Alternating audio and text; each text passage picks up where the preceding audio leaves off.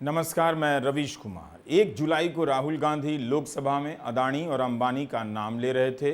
उसी दिन Hindenburg research Bharat की नियामक संस्था सेबी के सवालों का जवाब सार्वजनिक कर रहा था। सेबी ने हिंडनबर्ग को कारण बताओ नोटिस जारी किया था। उसी का जवाब देते हुए हिंडनबर्ग ने सेबी को पूरा का पूरा नोटिस और अपना जवाब सार्वजनिक कर दिया। लिखा है कि हम यह इसलिए जारी कर रहे हैं क्योंकि हमें लगता है कि ये बकवास है, पहले से तय उद्देश्य के लिए किया गया है और उन लोगों को चुप कराने और धमकाने के लिए किया गया है जो भारत के सबसे ताकतवर लोगों के भ्रष्टाचार और फ्रॉड की पोल खोल रहे हैं।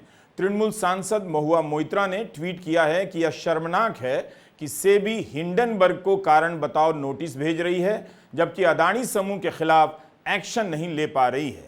अदानी सुप्रीम लीडर को कंट्रोल करते हैं जिनका सेबी पर नियंत्रण है। ये महुआ मोइत्रा का ट्वीट है। जनवरी 2023 में हिंडनबर्ग की रिपोर्ट आई। उसके बाद से लेकर अब तक अदानी समूह को लेकर मीडिया में जितनी भी खोजी रिपोर्ट आई हैं सब में अलग अलग तरह के गंभीर सवाल उठे हैं, लेकिन अदानी समूह के खंडन के बाद उन्हें तुरंत भुला दिया गया। उम्मीद है सेबी भी हिंडनबर्ग के सवालों का जवाब सार्वजनिक रूप से देगी ताकि मीडिया को रिपोर्ट करने के लिए आधिकारिक जानकारियां मिल जाएं। सूत्रों के हवाले से आने वाली खबरों का कोई मतलब नहीं रह जाता। सेबी ने हिंडनबर्ग पर आरोप लगाया है कि उसने अपनी रिपोर्ट को सार्वजनिक करने से पहले उसका एक ड्राफ्ट किंगटन कैपिटल मैनेजमेंट को दिया था। इसकी मदद से किंगटन ने एक फंड बनाया जिसका नाम सेबी ने के इंडिया अपॉर्चुनिटीज फंड KIOF बताया है। इसके माध्यम से अदानी के स्टॉक में शॉर्ट पोजीशन बनाई गई और मुनाफा कमाया गया। ब्लूमबर्ग में लिखने वाले पत्रकार एनडी मुखर्जी ने इस पर लिखा है कि शो कॉज नोटिस के सार्वजनिक होने से 2 दिलचस्प बातें सामने आई हैं। एक तो यह कि अदानी को शॉर्ट करने के लिए सिर्फ एक ही गुमनाम निवेशक देश के बाहर स्थित था और दूसरा यह कि इस ऑफशोर इकाई को बनाने और चलाने में कथित रूप से कोटक बैंक शामिल था। कोटक ने भी अपना बयान जारी किया है। इसी वीडियो में हम आगे भी बताएंगे। सेबी के कारण बताओ नोटिस का जवाब देते हुए हिंडनबर्ग ने सेबी से ही कई सवाल पूछ लिए हैं। जैसे अक्टूबर 2022 में गौतम अदानी ने सेबी के चीफ से 2 बार मुलाकात क्यों की?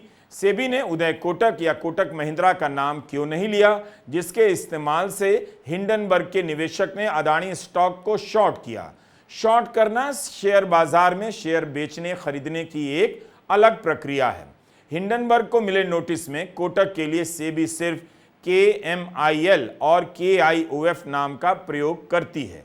2017 में उदय कोटक ने सेबी की कॉर्पोरेट गवर्नेंस की कमेटी की अध्यक्षता की थी। हिंडनबर्ग ने लिखा है कि सेबी द्वारा कोटक का नाम न लिया जाना इस बात का इशारा हो सकता है कि सेबी कोटक को जांच से बचाना चाहती है। हिंडनबर्ग ने यह भी पूछा है कि सेबी मीडिया को गलत सूचनाएं क्यों देती है कि हिंडनबर्ग ने अदानी के शेयरों की शॉर्ट सेलिंग कर करोड़ों अरबों रुपए का मुनाफा बनाया है, जबकि ऐसा नहीं है। हिंडनबर्ग ने यह भी जानकारी दी है कि अदानी थीसिस में निवेश करने वाले निवेशक के माध्यम से उन्होंने $4.1 मिलियन ही कमाया है। अपने खुद के निवेश पर हिंडनबर्ग ने मात्र $31,000 कमाया है। हिंडनबर्ग ने कहा कि उन्हें इस बात की जानकारी है कि सेबी को हिंडनबर्ग के आरोपों का जवाब देने के लिए काफी संघर्ष करना पड़ रहा है। सेबी की दिलचस्पी उन लोगों का पीछा करने में है जो ऐसे भ्रष्टाचार का पर्दाफाश करते हैं। भारत सरकार के आचरण पर भी सवाल उठाया है और कहा है कि सेबी का बर्ताव सरकार की अन्य इकाइयों के जैसा ही है जिन्होंने अदानी के खिलाफ लिखने वाले 4 पत्रकारों को गिरफ्तार करने की कोशिश की और 2 सांसदों को संसद से बाहर निकाल दिया। हिंडनबर्ग ने कहा कि उन्हें पहले से ही पता था कि उनकी रिपोर्ट का विरोध होगा, जबकि उन्होंने विस्तार से और पूरी सत्यता के साथ सारे सबूत पेश किए हैं। हिंडनबर्ग ने कहा कि हमने 106 पन्नों की रिपोर्ट में 720 साक्ष्यों का उदाहरण देकर बताया है कि अदानी ने सरेआम स्टॉक मैनिपुलेशन किया है और दशकों तक अकाउंटिंग फ्रॉड भी। हमारी रिपोर्ट में गौतम अदानी के भाई विनोद अदानी और उनके करीबियों की ऑफशोर शेल कंपनियों के एक विस्तृत नेटवर्क के सबूत दिए गए हैं। हमने बताया है कि कैसे इन शेल कंपनियों में अरबों रुपए घुमाए गए जो अदानी की प्राइवेट और पब्लिक इकाइयों में डाले गए या वहां से निकाले गए। इन इकाइयों में कौन कौन लोग शामिल हैं, इसके बारे में कभी नहीं बताया गया। हमने बहुत से सार्वजनिक दस्तावेजों और साक्षात्कारों का हवाला देते हुए बताया कि कैसे देश के बाहर स्थित फंड ऑपरेटरों ने न्यूनतम शेयर होल्डिंग लिस्टिंग के नियमों से बचने में अदानी की मदद की। हमारी रिपोर्ट के कुछ समय बाद अगस्त 2023 में डेलॉइट ने हमारे द्वारा दिखाए गए अघोषित रिलेटेड पार्टी ट्रांजैक्शन का हवाला देते हुए अदानी पोर्ट्स के कानूनी ऑडिटर के पद से इस्तीफा दे दिया। हमारी पहली रिपोर्ट के बाद कम से कम 40 स्वतंत्र मीडिया संस्थानों ने खोजबीन करके हमारी रिपोर्ट में मिली जानकारी की पुष्टि की है और नई जानकारी जोड़ी है। इन रिपोर्ट में शेयर होल्डर और भारतीय टैक्स पेयर के साथ किए गए फ्रॉड के तमाम सबूत हैं। आज तक अदानी ने हमारी रिपोर्ट में उठाए गए सवालों को लेकर साफ साफ जवाब नहीं दिया, हमारे हर आरोप को नजरअंदाज किया और जनरल जवाब दिए गए। अदानी समूह ने हमेशा ही हिंडनबर्ग की रिपोर्ट को सही नहीं माना है, खंडन किया है, लेकिन हिंडनबर्ग ने कहा है कि अदानी समूह के जवाब जनरल थे, उनके सवालों के साफ साफ यानी बिंदुवार जवाब नहीं दिए गए। 1 साल से सेबी इस मामले की जांच कर रही है और जब भी लगता है कि यह मामला भुला दिया गया है, कुछ न कुछ सामने आ ही जाता है। चुनाव के दौरान कोयला कारोबार से जुड़ी खोजी रिपोर्ट आई, जिसके बारे में हमने आपको पहले के वीडियो में बताया भी। 21 मई 2024 को फाइनेंशियल टाइम्स और OCCRP की रिपोर्ट आई कि खराब कोयला बेचकर भारत सरकार से बढ़िया क्वालिटी का दाम लिया जा रहा था। ऐसा कर भारत के शहरों की हवा खराब की गई और अदानी समूह ने बम्पर मुनाफा कमाया। सरकार की बिजली कंपनियों को ठगा गया। इसके कुछ दिन पहले यानी 8 मई को प्रधानमंत्री मोदी ने लोकसभा चुनाव में अदानी और अंबानी पर आरोप लगाया कि टेम्पो में काला धन भरकर कांग्रेस को पहुंचाया जा रहा है। प्रधानमंत्री ने दोबारा कभी अपने इस बयान को सत्यापित नहीं किया। उन्होंने यह बात चुनावी रैली में की, इसलिए लोकसभा के नियम लागू नहीं होते हैं। फिर भी जिस तरह से लोकसभा में राहुल गांधी को एक एक बात को सत्यापित करने के लिए कहा जा रहा है, प्रधानमंत्री की नैतिक जिम्मेदारी बनती है कि वे अपनी इस बात को सत्यापित करें और बताएं कि उन्होंने अदानी अंबानी के टेम्पो को कहां देखा था जिसमें काला धन भरकर कांग्रेस को पहुंचाया जा रहा था और सूचना मिलने पर उन्होंने क्या कदम उठाए। हिंडनबर्ग ने आरोप लगाया है कि सेबी ने जनवरी 2023 में उसकी रिपोर्ट के प्रकाशित होने के फौरन बाद ही चुपचाप अदानी की मदद करना शुरू कर दिया। हिंडनबर्ग ने यह भी लिखा है कि उनकी रिपोर्ट के बाद पब्लिक और सुप्रीम कोर्ट द्वारा जांच की मांग के दबाव में सेबी बौखला गई। शुरुआत में सेबी ने हमारी रिपोर्ट की कई मुख्य बातों को स्वीकार किया। सुप्रीम कोर्ट में यह कहा कि हिंडनबर्ग की रिपोर्ट आने से पहले से ही सेबी खुद को इस बिंदु पर संतुष्ट नहीं कर पाई है कि फॉरेन पोर्टफोलियो इन्वेस्टमेंट के फंड में पैसा डालने वालों का अदानी से कोई संबंध नहीं है। इसके बाद सेबी ने कहा कि वो आगे की जांच नहीं कर सकती। कोर्ट के दस्तावेज से पता चलता है कि सेबी ने कहा कि उन्हें जांच में आगे कुछ नहीं मिल रहा। सेबी ने कहा कि आगे की जांच बिना मंजिल के सफर जैसी होगी। हिंडनबर्ग ने कहा है कि अदानी की जांच करने को लेकर सेबी की अक्षमता या अनिच्छा को दर्शाता है। हिंडनबर्ग के अनुसार मीडिया रिपोर्ट देखकर यही लगता है कि सेबी अदानी पर नाम मात्र की पाबंदी या हर्जाने लगाएगी। हिंडनबर्ग ने लिखा है कि जून 2024 में अदानी के CFO जोगिशिंदर सिंह ने सेबी के नोटिस को बेमतलब कहा। यह बताता है कि सेबी की जांच को लेकर कोई गंभीर नहीं। सेबी को हिंडनबर्ग के इन आरोपों का खंडन करना चाहिए, विस्तार से मीडिया में आकर ऑन रिकॉर्ड जवाब देना चाहिए। हिंडनबर्ग ने लिखा है कि CFO जोगिशिंदर सिंह का यह आत्मविश्वास अदानी और सेबी के रिश्ते से आता है। मीडिया रिपोर्ट और RTI से मिली जानकारी का हवाला देते हुए हिंडनबर्ग ने लिखा है कि 2022 में गौतम अदानी 2 बार सेबी की अध्यक्ष से मिलने गए। 12 अक्टूबर 2022 के हिंदू बिजनेस लाइन में पलक शाह की यह रिपोर्ट है, जिसकी हेडलाइन में ही लिखा है, अदानी का सेबी के दफ्तर में जाना सरप्राइज विजिट था। पलक ने लेकिन ये खबर सूत्रों के हवाले से लिखी, इसे रेखांकित करना जरूरी हो जाता है।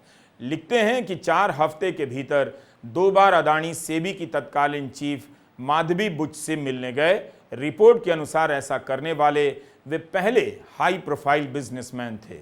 हिंडनबर्ग ने लिखा है कि इनमें से एक मुलाकात अदानी समूह द्वारा 10.5 बिलियन की लागत से एसीसी और अंबुजा सीमेंट कंपनियों के सौदों को लेकर चर्चा के बारे में थी। रॉयटर्स के अनुसार इस सौदे में सेबी खास तौर पर सौदे को फंड करने के लिए इस्तेमाल हुए ऑफशोर स्पेशल पर्पस व्हीकल्स की जांच कर रही थी। बाद में ये ऑफशोर खाते विनोद अदानी के निकले।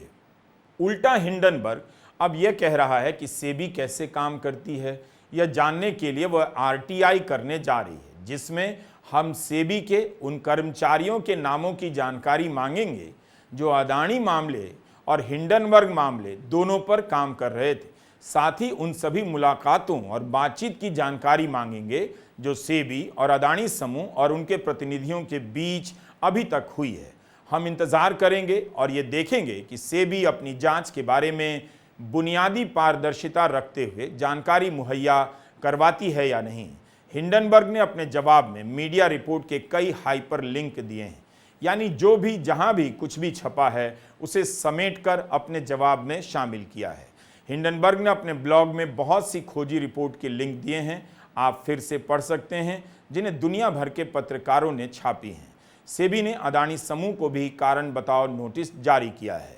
बिजनेस स्टैंडर्ड की मई 2024 की खबर है, सेबी ने अदानी समूह की 7 कंपनियों को कारण बताओ नोटिस भेजा। इसमें मुख्य कंपनी अदानी एंटरप्राइजेस भी शामिल है। इस नोटिस का संबंध भी हिंडनबर्ग की रिसर्च रिपोर्ट से है। इस रिपोर्ट में लिखा है कि गौतम अदानी की फ्लैगशिप कंपनी अदानी एंटरप्राइजेस ने कहा है कि उसे 31 मार्च को समाप्त तिमाही में 2 कारण बताओ नोटिस मिले हैं। ग्रुप की अन्य कंपनियों में Adani ports and special economic zone, Adani power, Adani energy solutions, Adani Wilmer और अदानी टोटल गैस ने भी सेबी की हालिया पूछताछ के बारे में शेयर बाजार को सूचित किया है। इन कंपनियों ने कहा है कि उन्हें जो कानूनी राय मिली है उसके आधार पर सेबी के नोटिस का असर होने की संभावना नहीं है। हालांकि अदानी विल्मर और अदानी टोटल गैस को छोड़कर इन कंपनियों के ऑडिटरों ने योग्य राय जारी करते हुए सतर्क रुख अपनाया है, जिसका अर्थ है कि सेबी की जांच के नतीजे भविष्य में वित्तीय विवरणों को प्रभावित कर सकते हैं। अदानी एंटरप्राइजेस के ऑडिटरों ने कहा है कि सेबी द्वारा लंबित निर्णय के कारण और संबंधित दस्तावेजों की हमारी समीक्षा के आधार पर हम किसी भी संभावित खुलासे पर टिप्पणी करने में असमर्थ हैं। परिस्थितियों में किसी भी बदलाव या उपलब्ध अतिरिक्त जानकारी के आधार पर हम अपनी राय पर इस मामले के प्रभाव का मूल्यांकन करना जारी रखेंगे। जो कुछ भी पढ़ा ये रिपोर्ट का हिस्सा है जो पहले छप चुकी है। इस एपिसोड के रिकॉर्ड होने तक अदानी समूह द्वारा कोई जवाब नहीं आया, ना ही सेबी की ओर से कोई स्पष्टीकरण। कोटक महिंद्रा की ओर से एक बयान जरूर आया जिसमें कहा गया है के India opportunities fund KIOF SEBI द्वारा पंजीकृत एक फॉरेन पोर्टफोलियो इन्वेस्टर है और मॉरिशस के वित्तीय कमीशन की निगरानी में आता है। विदेशी निवेशक भारत में निवेश कर सकें इसके लिए इसका गठन हुआ।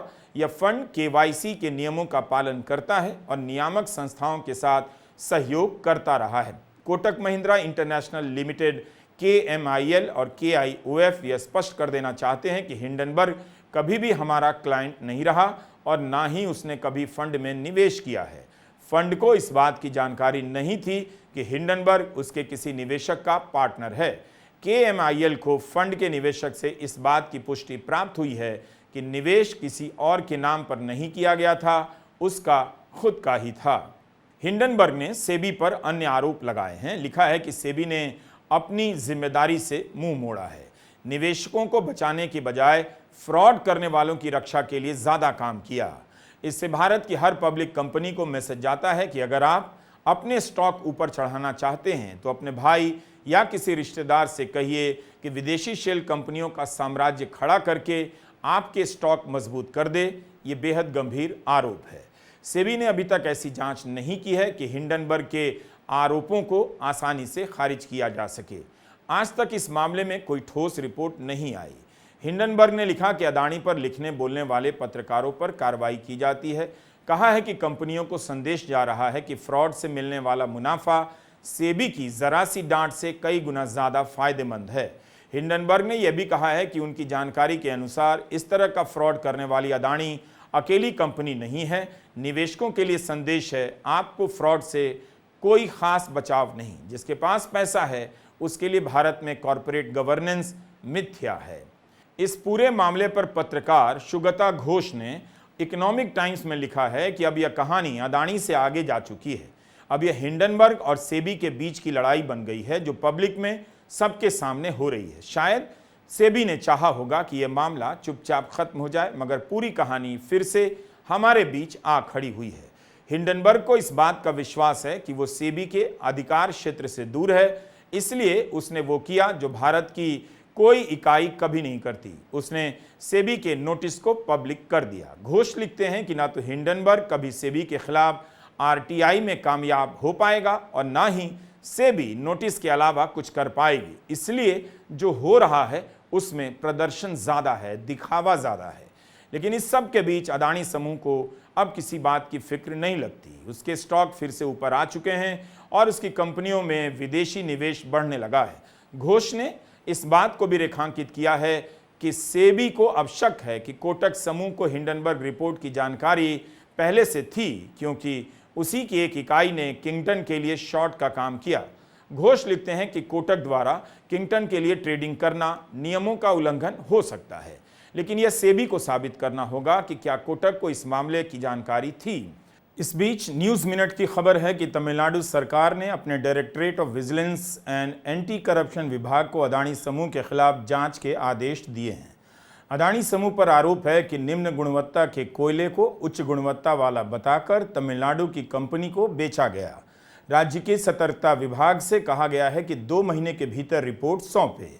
हमने आपको इस मामले के बारे में पहले अपने वीडियो में बताया था। मई 2024 में फाइनेंशियल टाइम्स और Organized Crime and Corruption Reporting Project OCCRP ने अपनी एक खोजी रिपोर्ट में बताया है कि कैसे जनवरी 2014 से अक्टूबर 2014 के बीच कोयले के कम से कम 2 दर्जन ऐसे शिपमेंट तमिलनाडु तट पर पहुंचे जिनमें शुरुआती कीमत के अनुसार निम्न श्रेणी का कोयला था, लेकिन उन्हें अदानी समूह द्वारा टेंजेटको कंपनी को मूल कीमत से 3 गुना अधिक कीमत पर बेचा गया।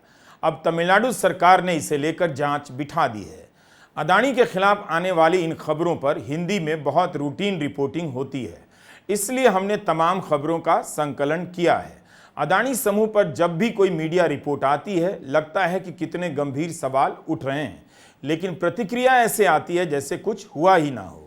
हिंडनबर्ग रिसर्च ने उन तमाम मीडिया रिपोर्ट को समेटकर रिसर्च बुकलेट ही तैयार कर दिया है और भारत की नियामक संस्थाओं पर सवाल उठा दिया है। जो मामला रफा दफा समझ लिया गया था, वो नए किरदारों के साथ फिर से खबरों में लौट आया है। नमस्कार, मैं रवीश कुमार।